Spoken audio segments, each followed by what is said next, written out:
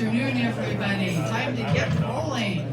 How are you this last meeting of February of the Rotary Club of Des Moines? Doing really good, Becky. I'm glad to hear that. I'm Becky Greenwald, and I'm the president. And hey, happy leap year. Yeah. So, before I get into my little Becky tidbits, someone's scarf fell off of their shirt. All right, we have a winner. Come on down. I thought it might be one of the ladies. Okay. Nice one. West Marshall High School girls basketball. Just so you know. Okay, you know what? February is a special month. We have an extra day this month that we got to celebrate Rotary's Peace Building and Conflict Prevention and Resolution Month. And so, just want to be sure you all know that Rotary has a goal to create an environment where peace can be built and maintained through sustainable and measurable activities in the many communities that we serve in all around the globe. And it's such a big deal that it builds on the inspiration that our Rotary members have developed before us. In the 20th century, world leaders were recognizing how Rotary International's growing humanitarian mission had just morphed into something really incredible. And I want to be sure you know that during World War II, Rotary clubs in Germany, Austria, Italy, Japan, and Spain were all forced to disband.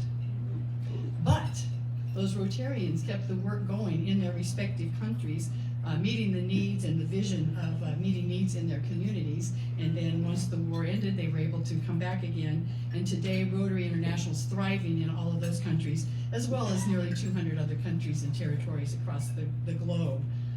So it really proved that straightforward message and idea of professionals united in service to their communities prevailed and really makes a difference. So here's to Rotary and all the great things that we're doing to help build peace in the world. I wanted to be sure you knew too that as before World War II ended, Rotarians were instrumental in helping the United Nations become formed and created. There were 47 Rotarians that actually, 49 Rotarians, at least that many, that worked on helping to create the draft and then actually signed the articles that were creating the United Nations Charter. And so championing the United Nations became a project that Rotarians got information from Rotary International at all the different clubs, and then the clubs took that and disseminated and shared that with their community members. So Rotary is very much held in high esteem, and that's why the United Nations declared last week, Rotary Day on the birthday of Rotary as the International Peace and Understanding Day. So we have got a lot of great things that we've done, and we've got things that we need to continue doing. But more recently, I just wanted to share that there's actually a Rotary Action Group for Peace that was formed in 2012. So this is more recent stuff. And there you've got people that are Rotarians, Rotarian spouses, Rotaractors, Rotary Peace Fellows, other Rotary alumni working outside of the club structures, but recognized by Rotary International. And they're providing an international network of resources to further engage in peace and conflict resolution. So clearly, there's a lot of work yet to be done. And just want you to know that the work and the efforts that you do in sustaining Rotary and the contributions to our Rotary International are helping with that done, getting that done. So thank you very much. I'm going to share one more quote from Paul Harris this month, since it is Rotary Month. And this is a quote that was recorded in an interview that Paul Harris gave in Tuskegee, Alabama in 1945. And he died just like a year and a half later at the age of 79. So he'd been throughout his career. But his quote was, "The way to war is a well-paved highway, and the way to peace is still a wilderness."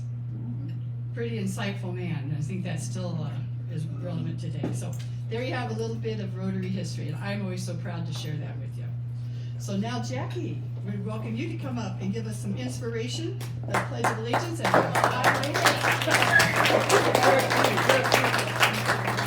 Hello, Rotarians. It's good to see you. In the morning, I wake up and have a gratitude practice, and I write 3 things down that I am grateful for. And I do the same thing at night before I go to bed.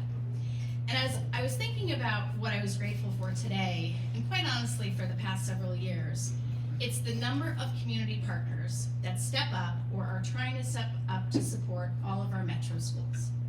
Now, this may sound like a shameless plug for money, which of course is the chair of Des Moines Public Schools. I would be remiss to not welcome that. But honestly, it's an acknowledgement to anyone in this room that gives their time, their talent, their treasure to support our youth, whether it's through after-school programming, or it's the coats, or it's whatever way you've identified, even in the organizations that Rotary chooses to invest in. As we prepare to hear from Mid-American Energy, they are a great example of how an investment can truly change the trajectory of someone's life. And hopefully we'll hear more about it, but if not, I'm happy to tell you. Young people these days really need us. It is a really scary world for some of our young people. There are challenges we've never had to face. There are, I could go on and list them, but really what I want to say is thank you. My gratitude is thank you to all of you who give your time, talent, and treasure. My request is please don't stop.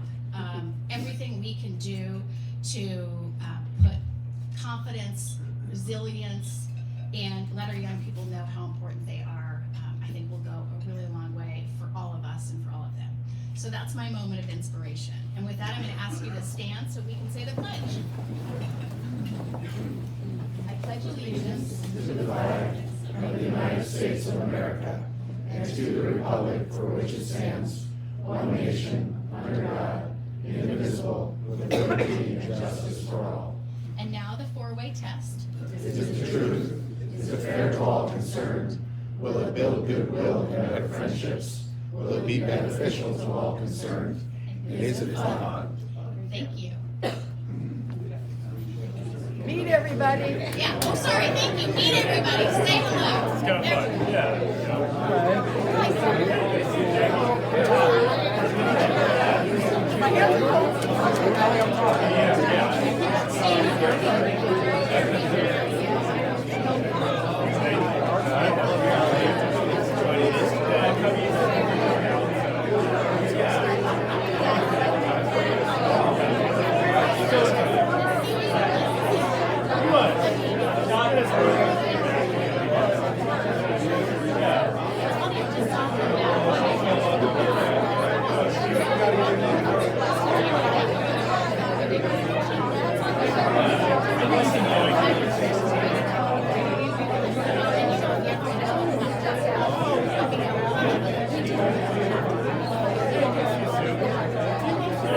Kelly with the I do.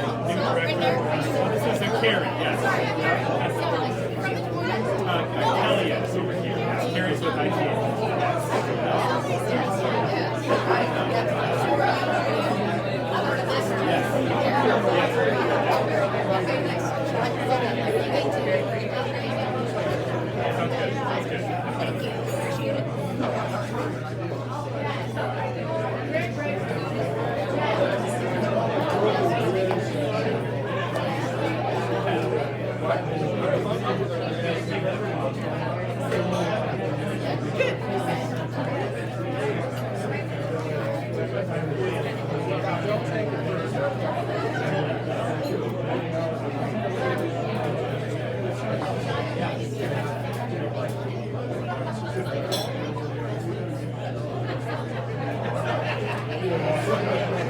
Okay, I am delighted and thrilled.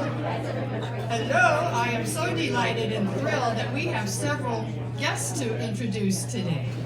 So as I call your name, I'll ask our guests to please stand and stay standing.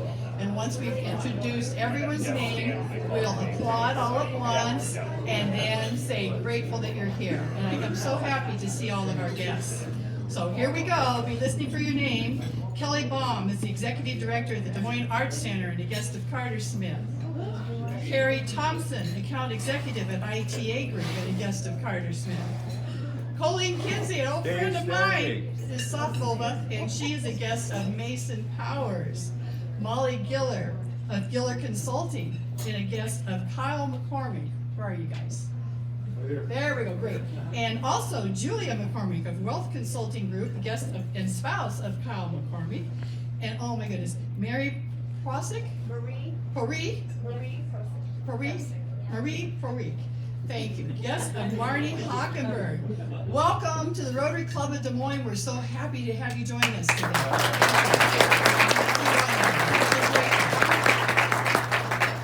Okay, it's tumbler time, and please consider donating $5 into the cup on the table if you don't have a $sign on your name badge. And of course, you can always donate some money if you'd like to anyway.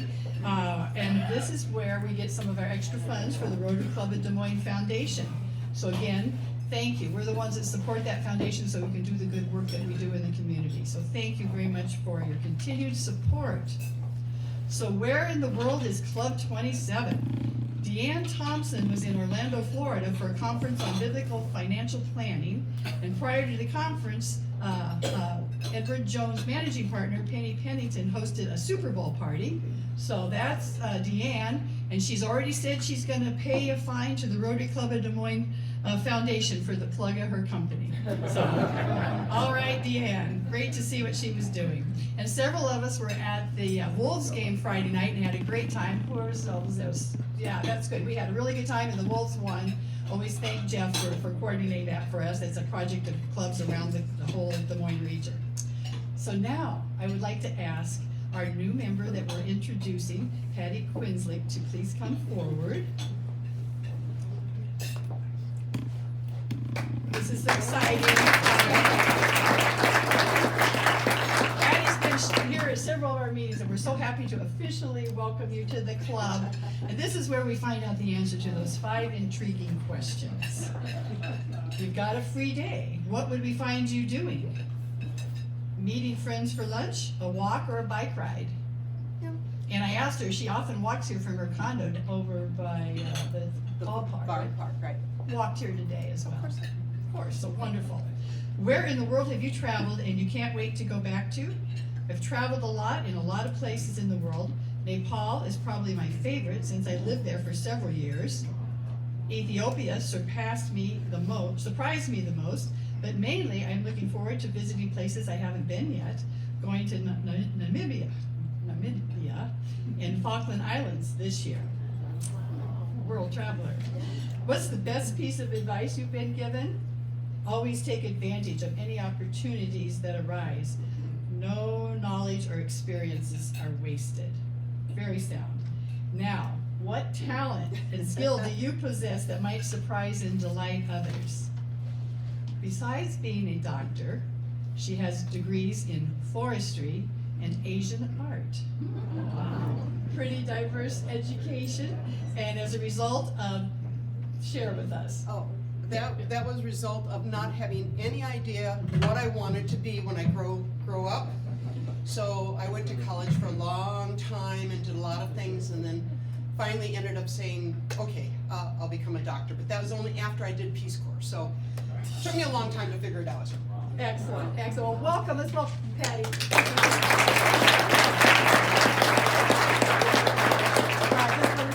There are a few other things we do want to say, that you for many years were our state epidemiologist and medical director with the state health department, many being 24 years, so she's been a great public servant for us, and now that she's semi-retired, and the medical director of a dementia prevention program. So still get your fingers in the pie. Great, so welcome, Patty. Thank you. And I want to thank Arlie for sponsoring and bringing Patty to the club. So thank you very much, Arlie.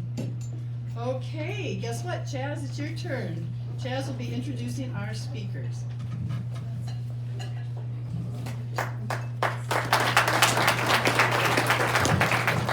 True to form, Catherine informed me she's going off script, so I'm not staying on script. So I did go down a rabbit hole looking at the bios. So, and Kelsey is my board chair, so I can't go too far down. But Catherine Cooner is the Economic Connections and Integration Vice President for Mid-American Energy.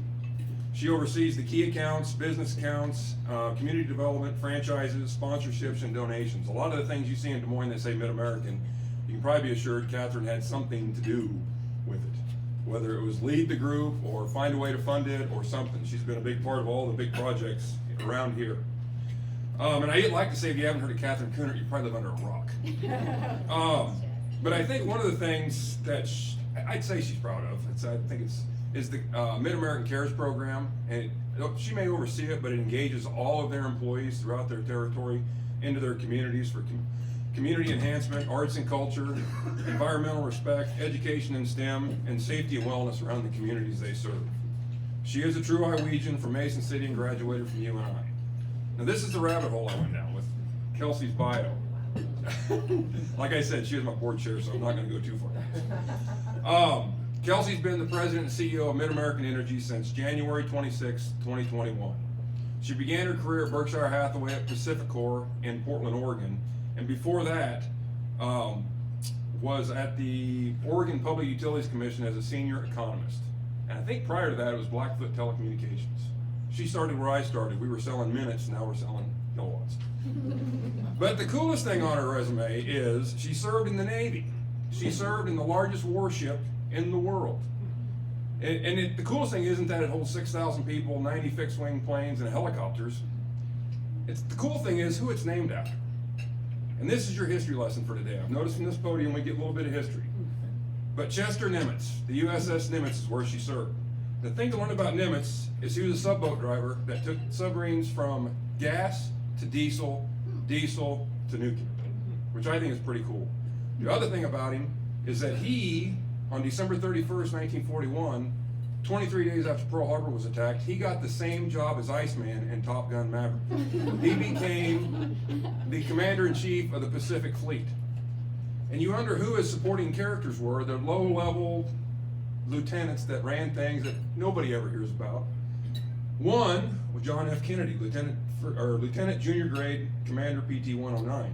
He has a carrier named after him. Lyndon Johnson, Lieutenant Commander Station New Zealand and Australia, observer of the bomber mission in the South Pacific. He has a destroyer named after him. Richard Nixon, Lieutenant First Grade Officer in charge of the South Pacific Combat Air Transport at Guadalcanal.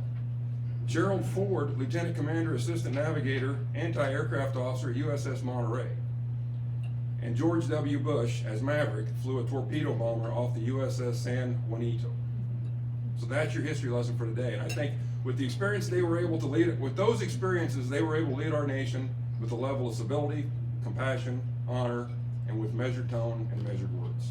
Their leadership in hard times made them great leaders in rebuilding in the good times. Mid-American's motto is obsessively, relentlessly at your service. It should be obsessively, relentlessly, passionately, intensely focused on everything that comes across our desk.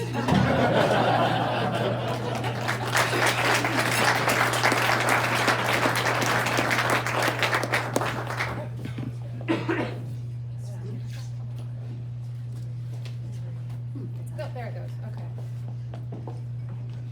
Wow, that was actually tough to follow, Chad. I'm very impressed. I really appreciated the history lesson. Oh, this is not. Is it working? You're good. Okay, good. Thank you. I guess I do have to comment a little bit on my military career, so obviously not as esteemed as I think several of the predecessors that Chaz listed off, but I did serve on the USS Nimitz for almost 5 years. Actually, it was one of the first women on board that ship when they finally allowed women to be on combat ships. Thank you. Oh, sorry, go ahead. Is it, a little bit closer. Sorry about that. It was one of the most incredible times of my life. I got to travel a lot. I mostly just grew up though. And I think that's what I needed in my life at that time. But it really has been a model for me in terms of leadership and dedication, work ethic, certainly, given that you work 12 hours a day, 7 days a week on that carrier. But really it showed me the world and just really opened my eyes. But I am so grateful to be here in Iowa, and I will turn it over to Catherine just to get us started here. We did want this to be a little bit more casual. I am not a huge fan of public speaking, so I typically like to have it be a little bit more conversational questions. So please, if you have questions, please feel free to ask, to shout out.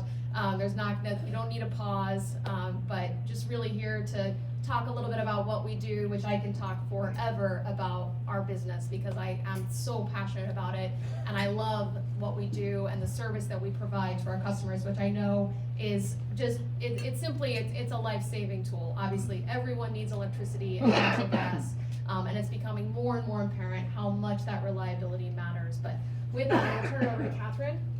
Awesome, and thanks for having both of us here. We thought about when we got invited to do this presentation, how we might make it a little bit more engaging and fun, right? Because utilities in and of itself, you don't really think about as very exciting, right?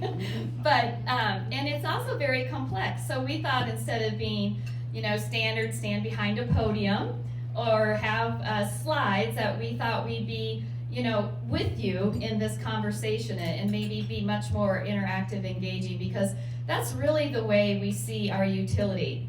And we don't see Mid-American as a utility. We see us as your partner. And it doesn't matter if we're partners in the very traditional sense through the pipes and wires of which we provide to each of our customers, regardless if it's at the residential, commercial, industrial level, or throughout the community. Or if it's as, we've gotten some nice kudos already, and we're gonna touch that a bit more about our investment in our communities to make sure they're strong, vibrant, and thriving, because we know that truly is so important to the success of everyone. So as we were thinking through how we wanted to do this, we're gonna go back and forth a little bit. I'm gonna tee Kelsey up quite a bit because she truly has an amazing level of experience and expertise that we're blessed to have here with us at Mid-American Energy that we all benefit from. So with that, Kelsey, do you want to give, I've been around 28 years, so it'll be more fun for her to give the background of our history, because I think it really does set the tone for why we think the way we think and who we actually are. So we're going to start with that foundational piece. Oh, thank you, Catherine. So Mid-American Energy has been around for a very long time. I know I was talking to Becky here recently. We used to be Iowa Power and Light, which was actually based out of Davenport. We also were part of Midwest Energy Resources that was in more of the western Iowa portion, and we merged back in 1995. At that time, we became one company, but we continued to have our headquarters in both Des Moines and also in Davenport. We actually were purchased by Cal Energy, I believe in 98, 99 timeframe. And then Warren Buffett and Berkshire Hathaway came along around 2001. And so we became Mid-American Energy actually when Cal Energy bought us, but we have been part of Iowa for almost 100 years, actually, more than 100 years. I know I continue to go back and look at the history of some of our different resources, some of the different operations that we had, especially in our Quad Cities area, where we actually even have a 2 megawatt, which is relatively small, given that we actually own over 12,000 megawatts of generation. We have a 2 megawatt hydro facility on the Mississippi River with water rights that were signed by Ulysses S. Grant, which is super cool. I know, we love that document. It actually gives us a massive amount of water rights. I feel like we should take advantage of that. But no, really, the history of Mid-American really does go back a very long ways. And the reason that we are successful is because of the communities that we live in and really the services that we provide. We actually have 1.7 million customers across Iowa. We serve just a little bit over 50% of the state. There's also quite a few municipals and co-ops throughout our state, but we really serve the majority of the metro areas. But we also serve quite a few rural areas as well. We have over actually 7,600 megawatts of wind, which is the largest fleet of wind owned by a regulated utility in the country. We are incredibly successful in that, mostly because, as you probably heard the other night, it's incredibly windy here at times. I know that was very loud at my house. But really, we are I call us the unicorn in some ways, because we are positioned in an area where we have such incredible natural resources that we have the ability to take advantage of to provide very reliable, but also very affordable energy. We have the 5th lowest rates in the nation of all investor-owned utilities. That's at 189 other utilities. So we really have been able to do this incredibly well, but it really has been a partnership, both with our customers, with our employees, but also with our regulator and with our government as well, to make sure that we have the ability to manage this company on behalf of our customers. We truly are stewards of what we know our customers need from us, from both, again, affordability and reliability. But sustainability is something that really, we started back in 2004 with our installation of our first wind facility, and it wasn't a thing back then. It really wasn't. But we knew that it made sense because it was actually cost effective given the wind that we have, and we've only continued to expand on that. But it has become so important for our customers that we do have that sustainable part of our portfolio. In 2022, I don't know if you remember, it was really windy that year. We actually served 100% of our Iowa load with renewable energy. It was truly an incredible year. Yes. And we're only going to continue to build on that because, again, if we can do that cost effectively, keep our rates low, we know how important that is, not only for our customers' bills and for their wallets, but also to be able to attract new businesses and to have our existing businesses expand. So I will pivot back to you, Catherine, but it really has been, and Catherine and her team are integral to that story. Yeah, thank you, Kelsey. And she's hit on a lot of things that I'm now going to dig a little bit deeper into. So she indicated how many customers we have. We're in 420 plus communities in 4 states. So we have a very nice footprint, rural and urban and everything in between. And we believe that we have the ability to rise up and support every single community that we have, right? We believe that that's the role that we play, is to make sure everybody is successful. And so one of the things that you heard her mention was the fact that affordability, reliability, and sustainability are key and critical. It doesn't matter who it is. And we really live to the 3-legged stool, and that's what we talk about, is that 3-legged stool, and the fact that one of those legs cannot be, more important than the other one. And it doesn't matter who we talk to within our customers, that we know that those legs matter, and nobody wants those legs out of balance. Just think about it. And we become very, very intolerant of having one of those legs ever out of compliance, right, or out of whack, so to speak. So we know, and as leaders, we know that it's extremely important to maintain that 3-legged stool. So Kelsey, I'm going to ask for you just to dig a little bit more into, give them some of the details about how we manage that 3-legged stool. You've hit on wind, you've hit on how our rates are, but how do we actually do that? Because we know there's challenges around all of that, and there's a lot of different components to managing that 3-legged stool, from our employees to our customers, to our regulators, to our legislators. Can you dial in a little bit more on that? Sure.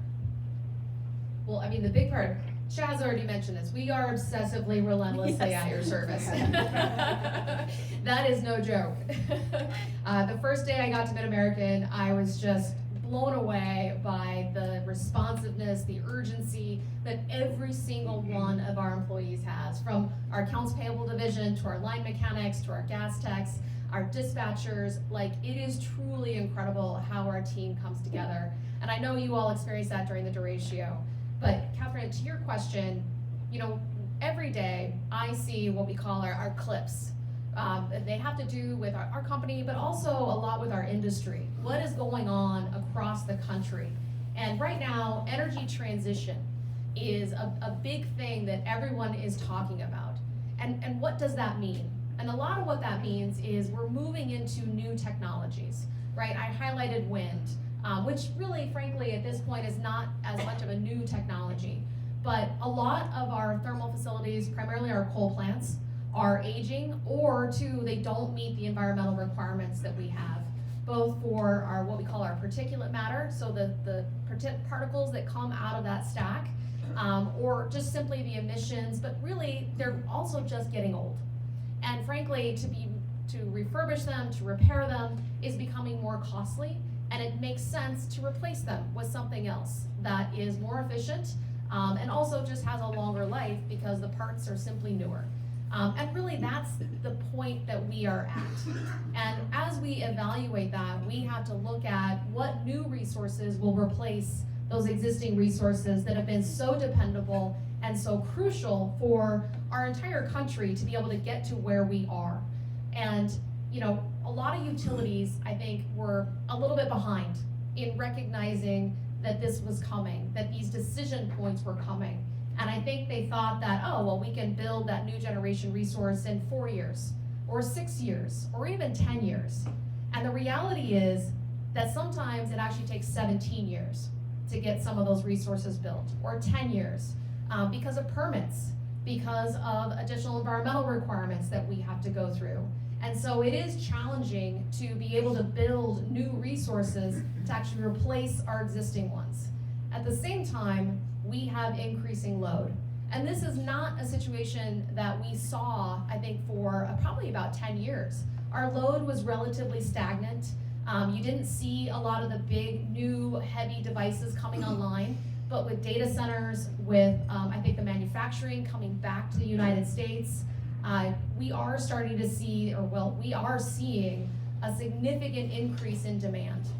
Even just the small devices that you all use and we're so dependent on now, or the electric vehicles is another one. But electrification is becoming a big thing.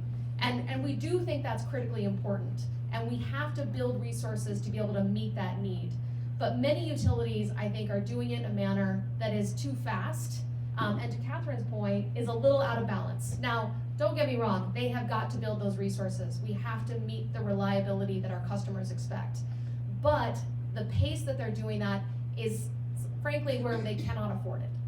And that is problematic. And that's why we are always looking 10 to 20 years down that road to understand what do we need to start now, so that we can be prepared, so that we can start to build, and so that we can do so in a way that's cost effective.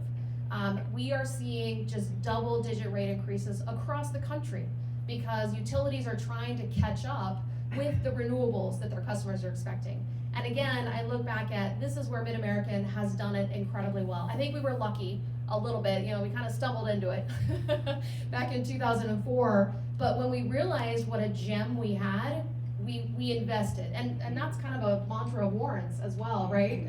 When he sees an opportunity, he absolutely goes all in on that, and that's really how we have treated that. Now, I think this is something, though, you're going to continue to hear about across the country, and it's something we'll always take very, very seriously. But for us, it really is about making sure that we have the energy and the capacity that we need, and to do so in a manner that our customers can afford. Now, we are not planning to retire our coal resources until our first one, we've already retired 3, but one of those, the next one will not be till 2035. And the reason being is because we continue to need that resource. When our wind does not blow, when the sun does not shine, we absolutely need those resources.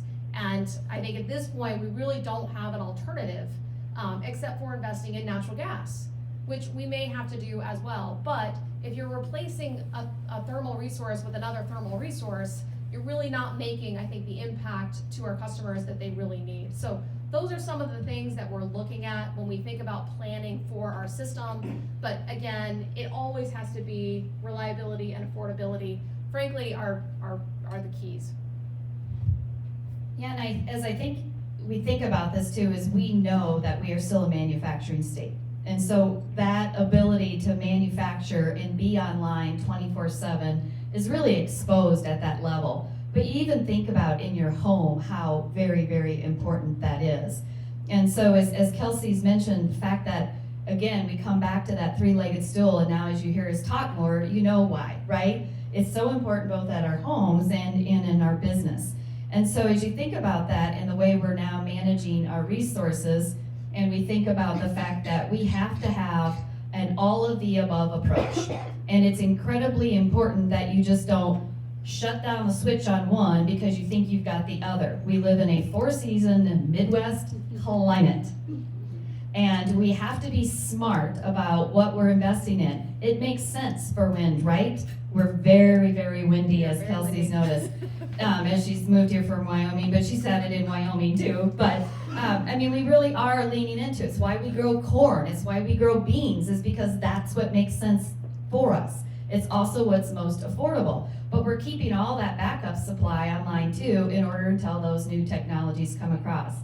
But Kelsey is really I think she coined this as we were thinking through, is how do we articulate and talk about what we do, and that all of the above approach really landed for all of us, because it's not just one lever that you pull, it's multiple levers that you pull. So Kelsey, I'm gonna let you kind of dig into a little bit more about that all of the above approach, because it's not just one thing that you think about all day to help us be good at our jobs. It's really thinking about what are all of those levers we need to be looking at.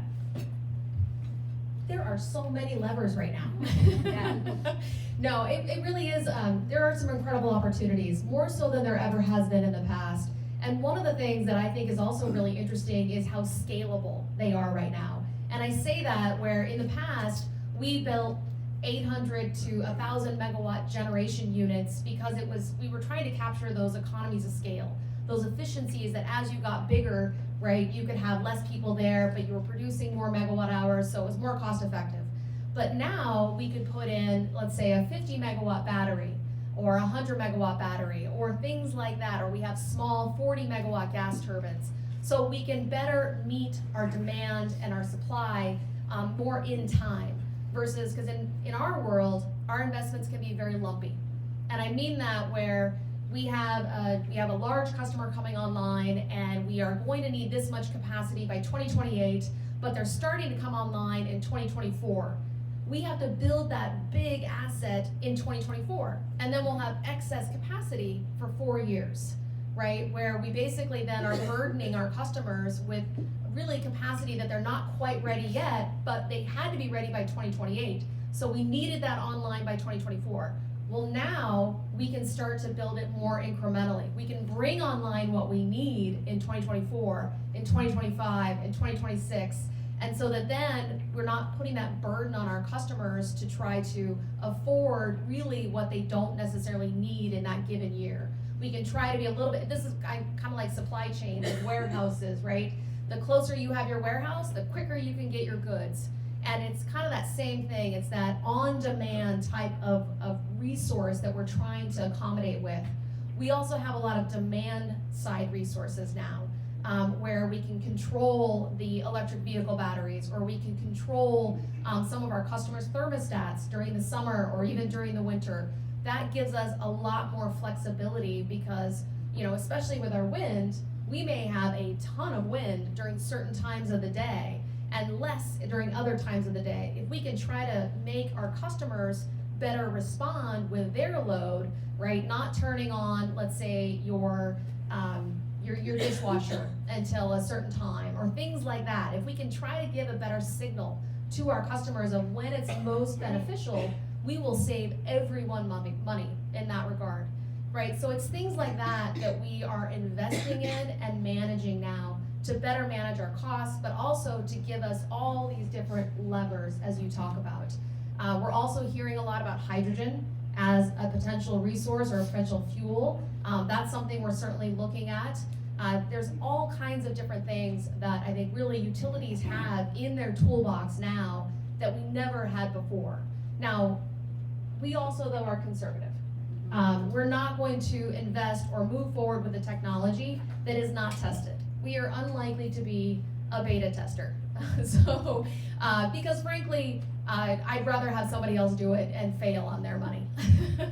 And really, we have the ability to do that. We actually, I think, have time on our side because we have done such a good job of planning for the load that we've had. The tremendous amount of growth that we have seen in Iowa has been absolutely incredible. But we've been able to meet that with the resources that we've invested in. So I think, Catherine, when you think about that, what everyone in this room can potentially start thinking about is, when you turn that dial on your thermostat, when you're making those changes, it is impacting our grid. It is impacting your neighbor to some degree because it does increase the demand that we have in our system. So the more we can better manage that, as well as building the supply side resources, the better off our system will be.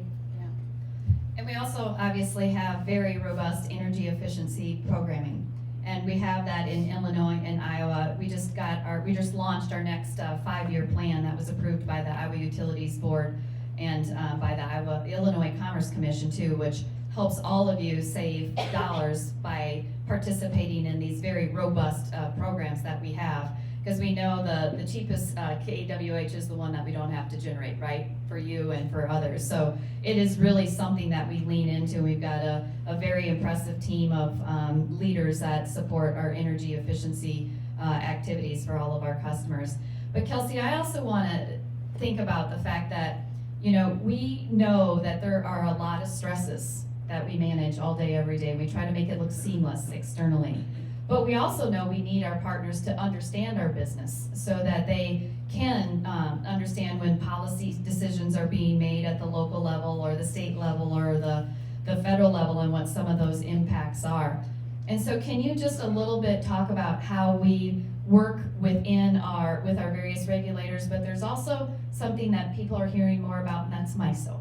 And how MISO affects our bigger picture, where Iowa's not on an island. We're not carved out, what some people think about potentially around when you hear about Texas or other parts of our state and some of the impacts that they have and some of the issues that are unique to them that we don't have here for many reasons. So if you could talk a little bit about that on how we manage maybe our system and how we're part of the broader whole. Thank you, Catherine. You know, in fact, we have Dick Legier here in our audience today, which I was afraid he was going to grill me a little bit because he knows our industry incredibly well. Not yet, okay. Appreciate your patience with me. No, Catherine raises a great point. We are a very heavily regulated industry. There is not one change that happens on our bill without the approval of our Iowa Utility Board or the Federal Energy Regulatory Commission. Everything is regulated, and we are a cost-based industry. So there is no markup for competition, there's nothing that goes on like that. It truly is cost-based. And they review every single one of the investments that we make, but as well as all of our fuel costs, all of our costs that we incur on our energy efficiency. Everything is reviewed by our regulators and approved. Now, I think what Catherine also talked about is part of that bigger picture. And we are part of what we call the Midwest Independent System Operator, which really is across the country. You have different areas that have become of transmission organizations. And probably, let's see, Mid-American joined back in 2009. Really prior to that and prior to these organizations, every utility owned their own transmission lines. And they kind of monopolized them, to be honest. And what they did was they scheduled their energy to meet their load, and then they just said, go away, everybody else. These are our lines, we need to schedule that energy, we need to meet that load. Now, when you look at the MISO, which is across 15 states, and it has over 140,000 megawatts of generation in it. Now you can imagine on any given hour, if you have, let's say, 60,000 megawatts of load across those 15 states, there's probably the most efficient, least cost resources that are kind of dotted throughout those 15 states. When we became part of this regional transmission organization, it effectively freed up that transmission so that there were no rights to schedule on a specific basis, and instead they said, okay, everybody gets to use the transmission. Now we're just going to dispatch the cheapest resources to serve the load, and then everybody benefits, which seems like a very common sense approach. And it has been incredibly successful.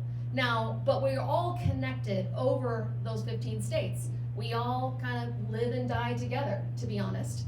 And there's been definitely situations, luckily we are in the middle, so we are supported on both sides by other transmission organizations. But basically, we have enough generation resources to support our own load. But things can happen. You can have outages at a lot of your facilities all at once. You can have a really high level of load, right? There's all kinds of things that can occur. And so we also have transfer capability between multiple states, right? Even on the other side of those 15 states. So during the winter storm Uri, which was the big storm that we had back in February of 2021, 2 weeks after I started, that was quite an eye-opener for me. We imported a significant amount of energy from the east, and we really utilized and needed that. We did not have enough resources to be able to serve our own load in the MISO. And we also supported our neighbor to the west as well, because they also were in a poor position. And it's only through that transfer capability that we were able to actually keep the lights on. And that is the reality. And the big reason for that is because, one, there was zero wind during that time period. It was about 6 days of no wind. There was no sun either. It was really dark during that whole time. And it was incredibly cold. It was -10, -15 during that period. And you know, we were able to get that power. And this is why Texas, I think, also was not so successful in 2022, because they are not able to import power when they don't have those internal resources. And you just can't anticipate some of the things that go wrong, like having our natural gas wells that were shut off, or having an outage because the river froze and you're no longer able to get water into your plant. There's so many things that can happen that you just don't anticipate, especially when you might need it most. And that's where having that transfer capability, having that transmission is incredibly important to be able to maintain that reliability for our entire country, for that matter. So I know this is a big initiative, and I know we're running out of time, so I apologize. But this is something that I know for us is incredibly important. But this is why, for me, it really is about looking at that bigger picture. It's understanding, what are our neighbors doing? What is transmission doing? What are resources